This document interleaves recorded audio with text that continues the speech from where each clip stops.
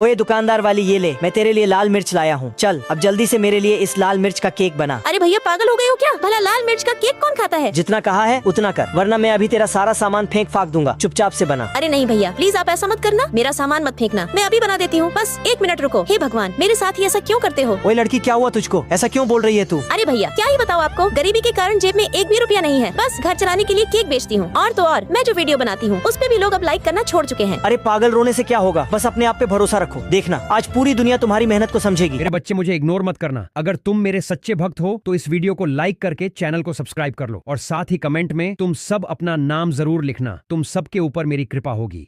आपका इंतजार खत्म हुआ, आपका केक बनके तैयार है। अरे वाह यार, ये तो सच में बहुत ही कमाल का लग रहा है। थैंक यू यार।